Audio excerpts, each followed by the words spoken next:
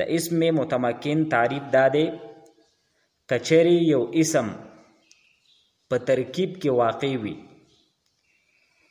او د مبنی الاصل سره مشابهت نوي نو دیتا اسم متمکن وي او دا معرب دی.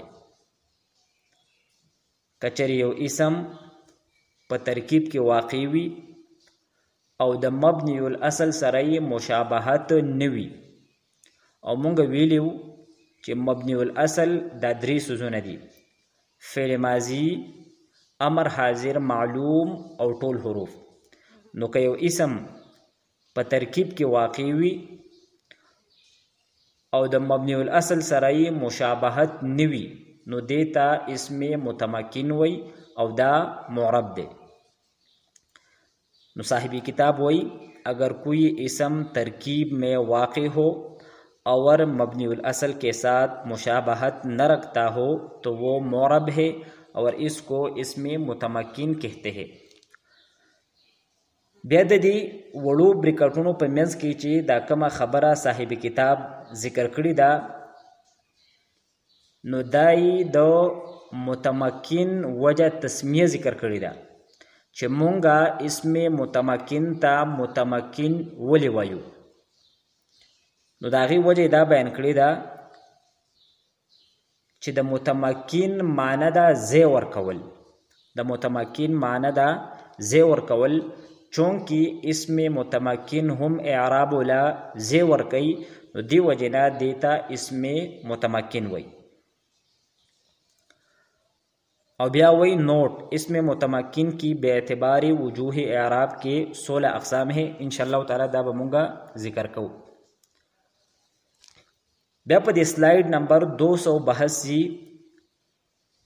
پا دی کے یو اہم خبر صاحب کتاب دا ذکر کردی دا چه کم اسم متمکن دے نو دا عامل دا وجنا پا دی باندے رفع راتلیشی، نصب راتلی شي او جر پی راتلی شي خو جزم پی نشي راتلی.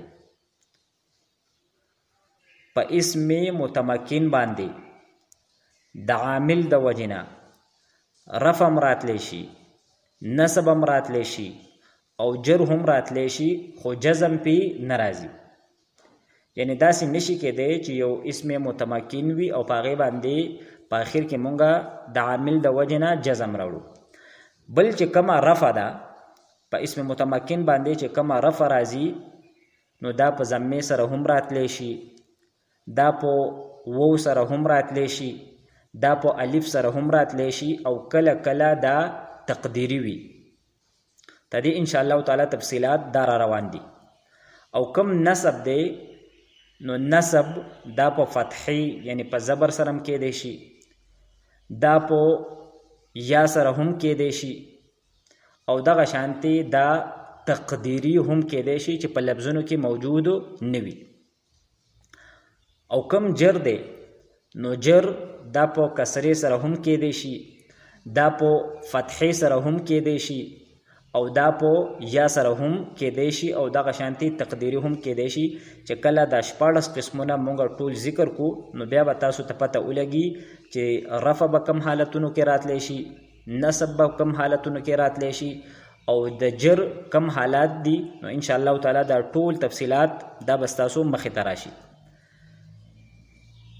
نو صاحب کتاب وای اسم متمکن پر عامل کی وجہ سے رفع، نصب اور جر آتی ہے، جزم نہیں آتی. بیا یو اہم خبره کوي او هغه دا ده اعراب 3 طرح ہوتا ہے. په اسم باندې چې کم اعراب راځي نو تدغه اعرابو 3 قسمونه دي. یو د اعراب بالحرکت، دویم د اعرابی تقدیری او دریم د اعراب بالحرف. نو لومبی قسم د اعراب بالحرکت په عربی کې زبر، زیر، پیش د درې وڼو ته حرکات وای او په دې سره چې کم اعراب وي نو دغه اعراب ته اعراب بالحرکت وای. په عربی کې زبر، زیر، پیش د درې وڼو ته حرکات وای او په دې سره چې کم اعراب وي نو دغه اعراب ته اعراب بالحرکت وي. مثلا زید، زیدن او زیدن. نو په زیدون په آخر کې ضمه راغله، په زیدن په آخر کې فتحه راغلی ده، او د زیدین په آخر کې کسره راغلی ده. نو د ضمې ته هم حرکت وي، د زبر ته هم حرکت وي، او د زیر ته هم حرکت وي. نو دا درې وانه الفاظ زیدون، زیدن او زیدین. نو مونږ داسې ویلی شو چې د دې درې وانو اعراب دا اعراب بالحرکت دی، اعراب بالحرکت دی. خو د زیدون اعراب دا په ضمې سره دی، او د زیدن اعراب په فتحې سره دی، او د زیدین اعراب دا په کسرې سره دی، او د دې مجموعي نوم سره اعراب بالحرکت. نو چې دا خبره هم زمونږ په ذهن سره کې وي چې په زبر زیر پیش سره چې کم اعراب وي نو دیتا اعراب بالحرکت وي. دویم قسم دی اعرابي تقدیری. د تقدیری مطلب دا دی چې هغه اعراب مونږ ته په نظر باندې نه راځي، هغه پټ وي، مونږه فرض کړي وي، نو دیتا اعرابي تقدیری وي. لکه د دې مثال دی موسی، موسی، موسی. یعنی مونږ وایو چې جاءنی موسی، رأیت موسی او مررت بموسی. نو په دې لومبۍ جمله کې موسی په حالت رفعي کې دی، په رأیت موسی کې موسی په حالت نسبي کې دی، او په مررت بموسی کې موسی دا په حالت جری کې دی. خو په درې وانه حالتونو کې د موسی کم حالت دی نو دا نه دی بدل شوی. نو دلته مونږ دا وایو چې دلته اعراب دا تقدیری دی، اعراب دا تقدیری دی. د اعراب دریم قسم دی اعراب بالحرف. اعراب بالحرف په واو، الف او یا سره چې کم اعراب وي نو دی اعراب ته اعراب بالحرف وي. ځکه چې په عربی کې دا کم الف، با، تا، ثا، جیم، ح دي نو دی ته حروف وي. نو په واو، الف او یا سره چې کم اعراب وي نو دیتا اعراب بالحرف وي. نو چې مونږ ته دا خبره یاد وي چې اعراب دا په درې قسمه باندې دي. یو قسم دی اعراب بالحرکت، دویم قسم دی اعرابي تقدیری، او دریم قسم دی اعراب بالحرف. تدی مثال دی اخوکا، اخاکا، اخیکا. یعنی جاءنی اخوکا، رأیت اخاکا او مررت باخیکا. نو د اخوکا اعراب دا په و سره دی، د اخاکا اعراب دا په الف سره دی، او د اخیکا اعراب دا په یا سره دی. خو دا درې ورنه په څه کې مشترک دي؟ په اعراب بالحرف سره. نو خلاصه دا شوه چې په وو، الف او یا سره چې کم اعراب وي دیتا اعراب بالحرف وي، او په زبر زیر او په کسرې سره چې کم اعراب وي دیتا اعراب بالحرکت وي. دلته به په ابتدا کې تاسو دا خبره یاد ساتئ چې د اسم متمکن 14 قسمونه دي. د اسم متمکن 14 قسمونه دي، او دې لای د اعراب 9 قسمونه ورکړي دي. د اعراب 9 قسمونه دي، د اعراب 9 قسمونه دي، او دای د اسم متمکن 14 قسمونه لور کړی دي. نو د اعراب لومبی قسم دا دی چې دا هغه حالت رفعی دا په ضمې سره وي، حالت نسبی دای په فتحې سره وي، او حالت جری دای په کسرې سره وي. حالت رفعی په ضمې سره وي ته دې مطلب دا دی کچری دغه اسم دا په مرفوعاتو کې یو مرفوع واقع شي، یعنی فاعل واقع شي، نائب فاعل واقع شي، مبتدا واقع شي، د مبتدا خبر واقع شي، نو په هغې باندې به بیا ضمه راځي، او حالت نسبی به په فتحې سره وي.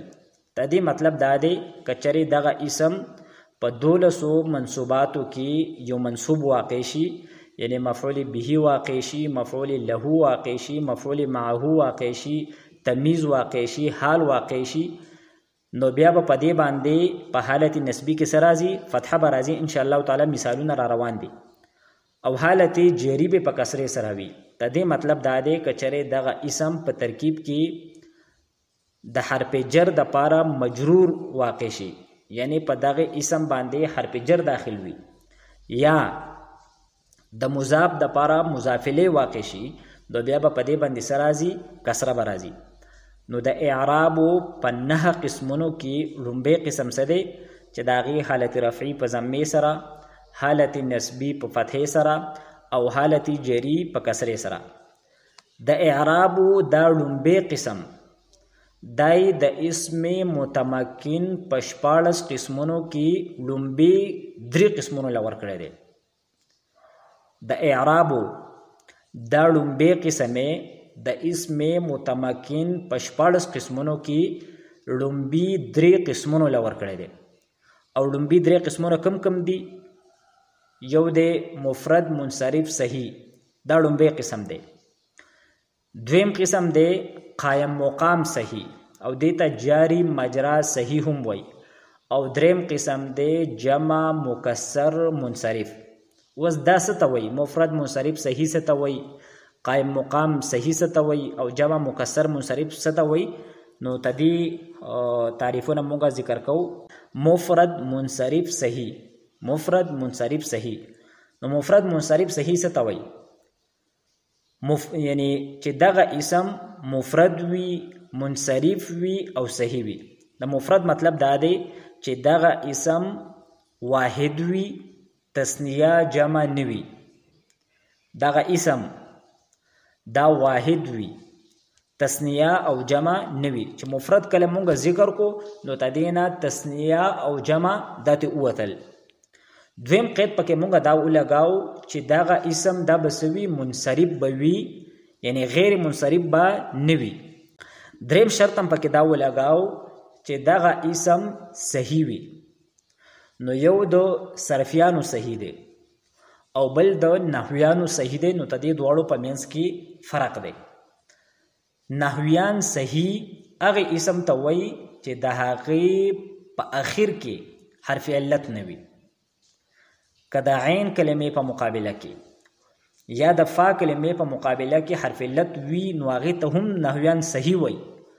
خو چې د لام کلمې په مقابله کې حرف علت نه وي، مثلا زیدن، نو دا د نحویانو په نسبت باندې صحیح دی، ځکه چې د دې په آخر کې حرف علت نشته، اگر چې د عین کلمې په مقابله کې حرف علت دا موجود دی. او صرفیان که د فا کلمې په مقابله کې حرف علت وي، یا د عین کلمې په مقابله کې حرف علت وي، یا د لام کلمې په مقابله کې حرف علت وي، نو دې ته بیا هغوی صحیح نه وایي. نو اوس کوم زیدون دی، زیدون، نو دا د صرفیانو په نسبت باندې صحیح نه دی، بلکې دا اجوفي یایی دی. خو دا د نحویانو په نسبت باندې صحیح دی، ځکه چې د لام کلمې په مقابله کې حرف علت دا نشته دی. نو خلاصه دا شوه چې دغه اسم دا مفرد وي، منصرف وي او صحیح وي، نو دا په دې 14 قسمونو کې لومبی قسم دی. نو صاحب کتاب وایي مفرد یعنی ایسا اسم جو واحد ہو، تثنیہ یا جمع نہ ہو، منصرف ہو، غیر منصرف نہ ہو، صحیح ہو. اور نحویوں کے نزدیک صحیح وہ ہے جس کے لام کلمے کے مقابلے میں حرف علت نہ ہو، جیسے زیدن. نو قائم مقام صحیح دا هغه اسم ته وایي چې د لام کلمې په مقابله کې حرف علت وي، خو تدینه مخکې چې کم حرف دی دغه حرف سوي ساکن وي. نحویان قائم مقام صحیح هغه اسم ته وایي چې د لام کلمې په مقابله کې حرف علت موجود وي، خو تدینه مخکې چې کم حرف دی دغه حرف سوي ساکن وي، نو دیتا نحویان د صحیح قائم مقام وایي. لکه د دې مثال دا دی دلون او ذبیون. نو که تاسو وګورئ د دلون په اخر کې خو حرف علت موجود دی، لیکن تدینه مخکې حرف دا ساکن دی. او دغه شانتي د ذبیون په اخر کې یا حرف علت موجود دی. حرف علت 3 دی، واو الف یا. نو د ذبیون په اخر کې یا حرف علت راغلی دی لیکن تدینه مخکې حرف دا ساکن دی نو دی وجنه دیتا قائم مقام صحیح وی. نو صاحب کتاب وی صحیح کے قائم مقام ایسا اسم ہوتا ہے جس کے لام کلمے کے مقابلے میں حرف علت ہو اور ماقبل ساکن ہو جیسے دلون زبیون. او بیا دغه وجه ذکر کړی دا چې دې ته مونږه د صحیح قائم مقام ولې وایو. نو دغه وجه دا ذکر کړی دا چې څنګه په صحیح باندې صرفي قوانین نه جاری کیږي نو دغه شانتي هغه اسم چې داغه په آخر کې حرف علت وی او داغه نه مخکې حرف ساکن وی نو پاغي باندې هم صرفي قوانین نه جاری کیږي. نو چونکه دواړه په دې خبره کې مشترک دي نو دی وجنا دیتا قائم مقام صحیح وی. نو صاحب کتاب وی اس کو صحیح کے قائم مقام اس لیے کہتے ہیں کہ جس طرح صحیح پر کوئی صرفی قانون جاری نہیں ہوتا اسی طرح ایسے ناقص پر بھی کوئی تبدیلی نہیں آتی گویا یہ بھی ایسے ہی ہے جیسے صحیح ہو. نو دا اسم متمکن لومبے قسم و مفرد منصرف صحیح دویم قسم و قائم مقام صحیح. اوس مونږ راځو دریم قسم لا. دریم قسم دے جمع مکسر منصرف. نو پدې کې درې خبرې دي یو جمع دویم مکسر او دریم منصرف. نو مونږه جمع ویلا یعنی دغه اسم جمع وی واحد او تسنیه نوی جمع وی یعنی واحد نوی او تسنیه نوی. دویم دا چې مکسر وی. مکسر مخکې مونږه تعریف ذکر کړو چې په هغه کې د واحد کم وزن دی دا پکې مات شوی وی. نو چې دغه جمع مکسر وی یعنی جمع سالمه نوی. او دریم قدم پکې ولګاو چې منصرف وی یعنی غیر منصرف نوی. نو وس راځو مونږه خلاصې لا د اسم متمکن د لومبي کم درې قسمونه مونږه ذکر کړل. مفرد منصرف صحیح دویم قائم مقام صحیح او دریم جمع مکسر منصرف. تدی درې ورنو حالت رفعی دا په ضمه سره ده تدی حالت نسبی په فتحه سره ده او تدی درې ورنو حالت جری دا په کسره سره ده. نو د اسم متمکن کم لومبي درې قسمونه دي نو د درې ونو لای د اعراب لومبه قسم ورکړل دي. نو که په دې درې ونو قسمونو کې یو قسم یو اسم دا پکې فاعل وي نو پاغه باندې بسرازي ضمه به پکې راځي. کچری مفعول به وي نو پاغه باندې به فتحه راځي او کچری مجرور وي نو پاغه باندې بسرازي کسره به راځي. اسم متمکن کی پہلی تینوں قسموں کی پہچان وسه مثالونه ورکړي دي. که په دې مثالونو باندې مونږ غور وکړو نو دا درې قسمونه به هم زمونږ په سمجھ کې راشي او تدې چې کم اعراب دي نو په دې اعراب باندې به هم مونږه پوه شو. نو لومبۍ جمله دا جلس زیدون. دویمه جمله دا جلس زیدون دا حالت رفعی کې دی او تدی حالت نسبی دی رأیت زیدن او تدی حالت جری دی مررت بزیدن. نو جلس زیدن پدې کې دا زید د اسم متمکن په دغه درې قسمونو کې لومبه قسم دی مفرد منصرف صحیح دی. نو چونکه دا په حالت رفعی کې دی د جلسه د لپاره فاعل واقع شوی دی نو په دې باندې ضمه راغلی ده. مونږ ویلو چې د دې حالت رفعی دا په ضمه سره او تدی حالت نسبی با په فتحه سره. نو رأیت زیدن کی چونکه زیدن دا په حالت نسبی کې دی د رأیت د لپاره مفعول به جوړ شوی دی نو په دې باندې فتحه راغلی ده او تدی حالت جری دا په کسره سره وی. نو تدی مثال له مررت بزیدن. نو دلته دا زید دغه مفرد منصرف صحیح دی او دا حالت جری کې دی نو دی وجنه په دې باندې سره راغلی ده کسره راغلی ده. دویمه جمله دا جلس طفل رأیت طفلا مررت بطفل. نو دې کې دا طفل په دغه درې قسمونو کې مفرد منصرف او صحیح دی. نو تدې حالت رفعی دا په ضمه سره دی حالت نسبی په فتحه سره دی او حالت جری په کسره سره دی. دا لومبه مثال دا د حالت رفعی دی ځکه چې طفل فاعل دی. دا دویم د حالت نسبی دی ځکه چې طفلن مفعول به دی او دا دریم د حالت جری دی ځکه چې دا طفلن دا مجرور دی په با سره. نو دا کوم لومبي دو مثالونه چې موږ ذکر کړل نو دا د مفرد منصرف او صحیح دي.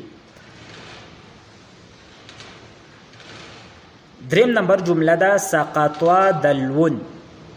سقطوا دلون نو دلته دا دلون دا په حالت رفعی کې دی او دا په دغه درې قسمونو کې دویم نمبر قسم دی یعنی قائم مقام صحیح.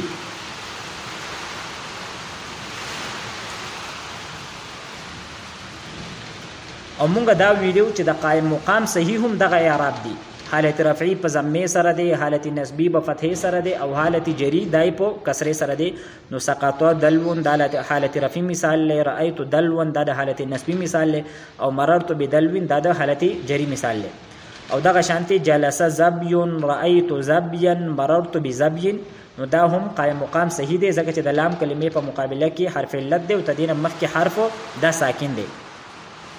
خدا سقطوا دلون په دې کې اخر کې وو حرف علت دی او په دې زبیون په اخر کې یا حرف علت دی. او بیا د اخرنی کوم درې مثالونه دي نو دا د جمع مکسر منصرف دی. جلس رجال دا د جمع مکسر د حالت رفعی مثال له رأیت رجالا دا د حالت نسبی مثال له او مررت برجال دا د حالت جری مثال له.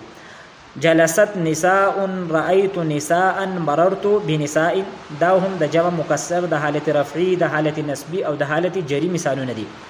جلس اطفال رأيت اطفالا مررت باطفال نو دلته هم اطفال جمع مکسر دی. لومبه مثال د حالت رفعی دی دویم د حالت نسبی دی او د حالت جری دی. کتا سو وګورئ کم د حالت رفعی کالم دی جلس زید جلس طفل سقط دلون جلس زبیون تر د اخره پوری نو په دې ټولو کې دا دویم کم اسم دی نو دا په حالت رفعی کې دی. لومبي دوه مثالونه د مفرد منصرف صحیح دي بیا ورپسې دوه د قائم مقام صحیح دي او اخرنی درې د جمع مکسر منصرف دي. خو درې واړه چونکې په حالت رفعی کې دی فاعل له نو په دې باندې ضمه راغلی ده. دغه شانتي د کم حالت نسبی کالم دی نو په دې کې هم په دې ټولو باندې فتحه راغلی ده او حالت جری په کسره سره راغلی دی. نو خلاصه دا شو چې مفرد منصرف صحیح قائم مقام صحیح او د جمع مکسر منصرف تدې درې ونو اعراب یو شانتي دي. تدې حالت رفعی په ضمه سره دی حالت نسبی په فتحه سره دی او حالت جری تدې په کسره سره دی.